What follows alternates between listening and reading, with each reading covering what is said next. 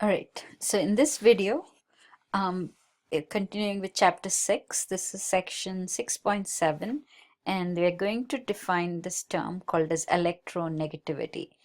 Now, electronegativity is the characteristic of an element in a molecule. So this is especially found in molecular compounds where even though those electrons are supposed to be shared equally between the constituent atoms making up the bond, sometimes those electrons, the bonding electrons, spend way more time on one atom as opposed to the other. So it creates like a charge imbalance, right? So this ability of an atom to monopolize a bonded pair of electrons to draw it towards itself, that is called as electronegativity. All right, so that charge imbalance leads to what is called as bond polarity. All right, it's almost like looking at a magnet where you have the positive and or not a magnet, I'm sorry, um, um,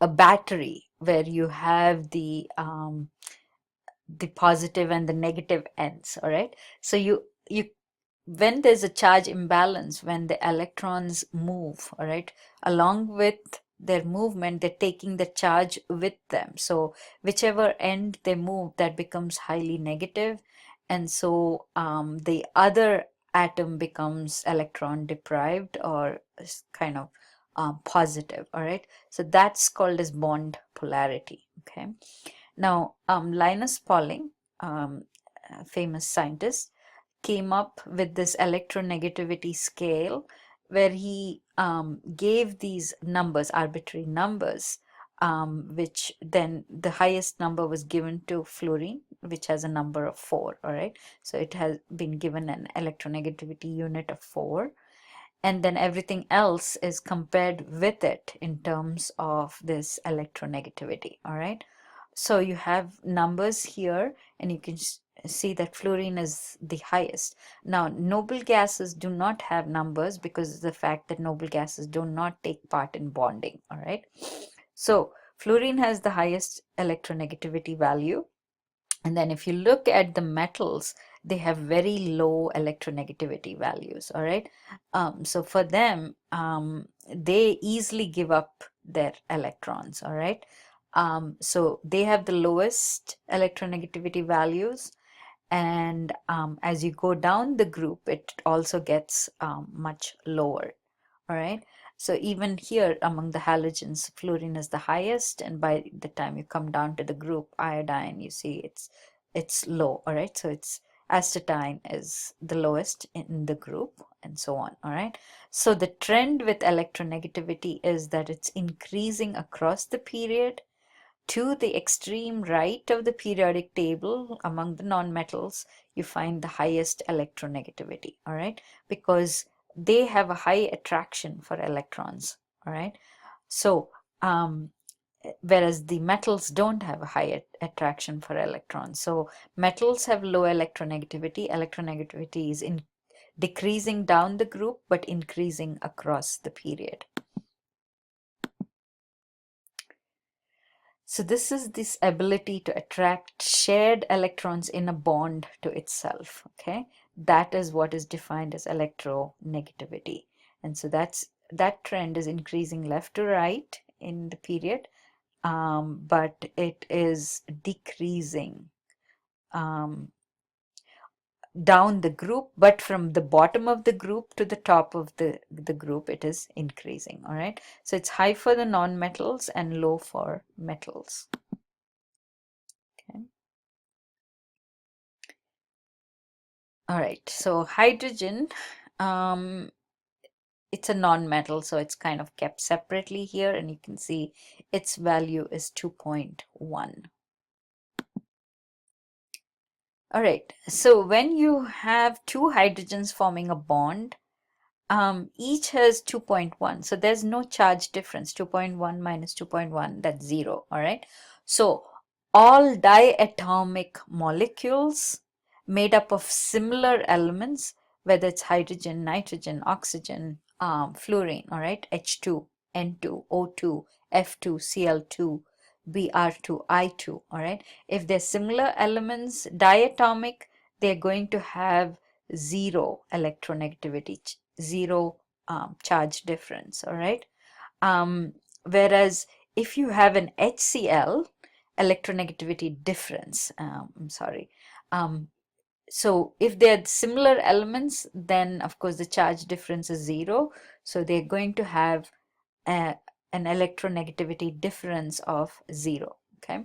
However, if you have dissimilar elements like hydrogen and chlorine, all right, then what happens is chlorine, okay, hydrogen is 2.1, but if we go back, chlorine is 3, all right. So that has the higher number and it's more electronegative compared to hydrogen. So it's attracting that shared electrons towards itself.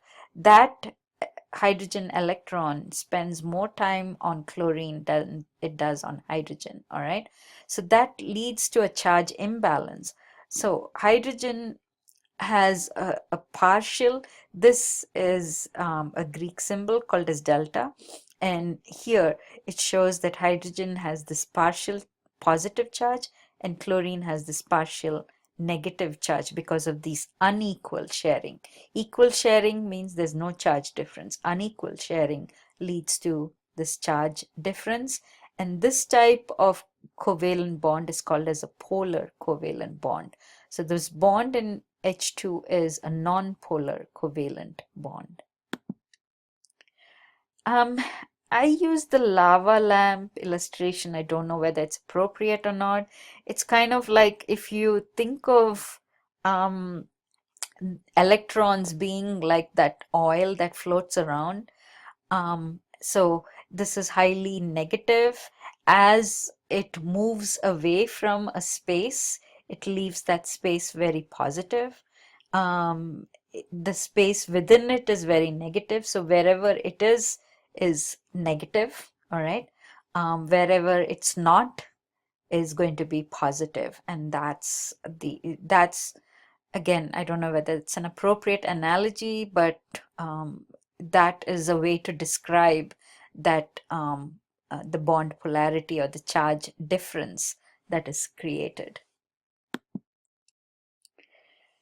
All right, a non-polar covalent bond. So in N and N, they're similar atoms. Therefore, they both have the same electronegativity number. And so the electronegativity difference is 0. All right, so it's non-polar. Chlorine is 3, bromine is 2.8, and that difference is very small, it's 0.2. All right, so if the difference, electronegativity difference, is very small, if it is between 0 and 0.5, then it's non-polar covalent. If it exceeds 0.5 going up to 1.8, it becomes polar covalent. All right, so here you can see that the difference in electronegativity between oxygen and chlorine is 0.5. So therefore it's polar covalent. Carbon and chlorine is also 0.5, so it's polar covalent. Oxygen and sulfur is quite high, it's 1, so it is highly polar covalent. If it exceeds 1.8, it's no longer even covalent, it's an ionic bond. All right. So you also show this charge difference and call it a dipole, all right? The separation in charges is called a dipole. There are two poles, right? You have, just like I said, in a battery, you have two ends. You have a positive end and you have a negative end. So you can liken this to a mini battery, all right? Okay. The end which is negative, which is more electronegative, the arrowhead points towards it. All right. So you show this charge difference, this separation of charges with this dipole, or which is indicated by the arrow. All right. So the arrowhead always points to the atom which has the higher electronegativity number.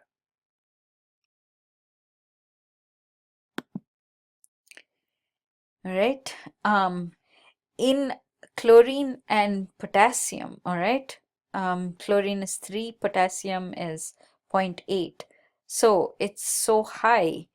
Anything greater than 1.8 or higher is ionic, all right?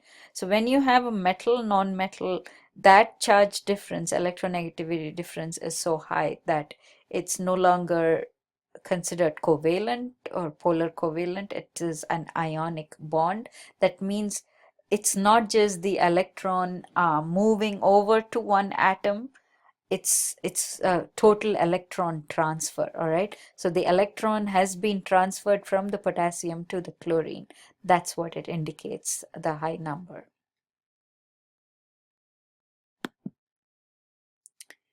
So the difference in electronegativity values can be used to predict the type of bond, all right? If it is 0 to 0.4, the bond is nonpolar. 0.5 to 1.8, polar covalent. Greater than 1.8, ionic. All right. So if the electrons are shared equally, it's nonpolar. So that's zero charge difference. All right. If it is polar covalent, then it's going to be greater than 0.4. All right. That is a definite charge separation that has occurred. If it is it's 1.8 or greater, it's no longer a charge separation. The electron has migrated over to the other side. Okay.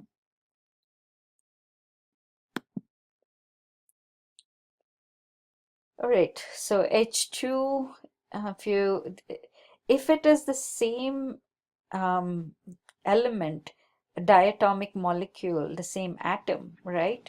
Then it's always going to be zero, the electronegativity difference, all right?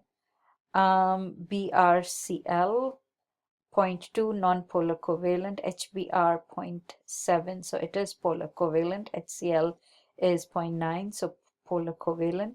NaCl is 2.1 ionic, MgO is 2.3 ionic.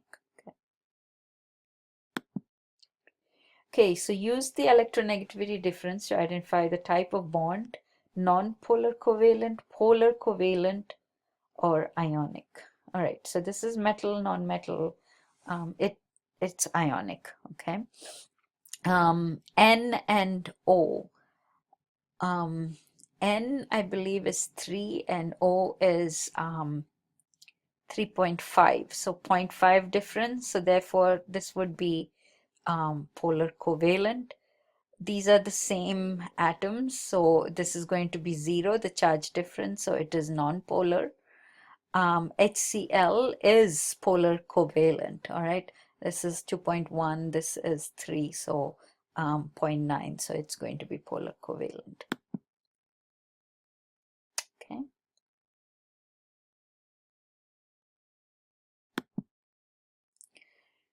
All right, we'll stop here and continue this in the next video.